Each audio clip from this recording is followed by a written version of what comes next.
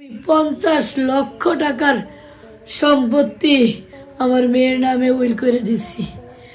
তাহলে তো ওই উইলের মালিক তো আমার নাতি, সেই তো পাবে। ওরা আমার নাতিকে ভালো থাকতে দিবে না। আমার নাতির জন্য এন্টায়ার ফ্যামিলি আমার নাতির ভার নিতে চাচ্ছে। আমার এক বোন সুইডেন থাকে, সে বলছে যদি তুমি আমার নাতিকে যদি তুমি না আনো তাইলে আমি আমার এই মুখ কখনো আমি দেখাবো না। নাতি রিজিককে 50 লক্ষ টাকার সম্পদ উইল করে দিলেন তার নানা নানি। মাহারা নাতি রিজিকের দায়িত্ব একাই বহন করতে চান ইকরার বাবা মা। রিজিককে আদর যত্নে বড় করতে চান, যাতে রিজিক কোনো কষ্ট না পায়। ভিউয়ার্স, পুরো ভিডিওটি দেখে অবশ্যই আপনার মতামতটি জানিয়ে দিন। ইকরা ছিল তার বাবা মায়ের একমাত্র সন্তান।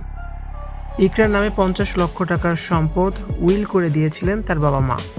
এবার মায়ের সেই সম্পদের মালিক ইকরার একমাত্র ছেলে রিজিক। রিজিককে 50 লক্ষ টাকার সম্পদ দিয়েছে তার নানা নানি। শুধু সম্পত্তি নয়, রিজিককে নিজেদের কাছে এনে লালন পালন করতে চান তার নানা নানি, রিজিককে বড় করতে চান। তবে এখানেও বাদ সেধেছে আলবির বাবা মা ভাই। আলবির ভাইয়ের কাছে বলে রিজিককে নিয়ে যেতে চেয়েছিলেন ইকরার বাবা, কিন্তু রিজিককে নানা বাড়িতে যেতে দেবে না আলবির ভাই।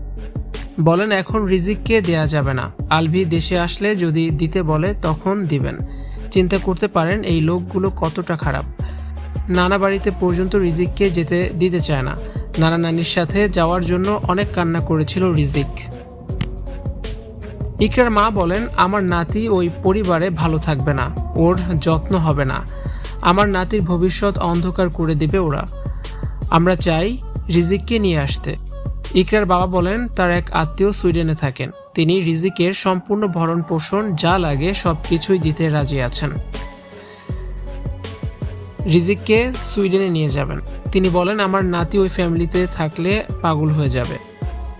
ভিউয়ার্স, আপনার কাছে কি মনে হয়, রিজিক কি তার নানা নানির কাছে ভালো থাকতে পারবে? আপনার মতামতটি অবশ্যই আমাদেরকে কমেন্টস করে জানিয়ে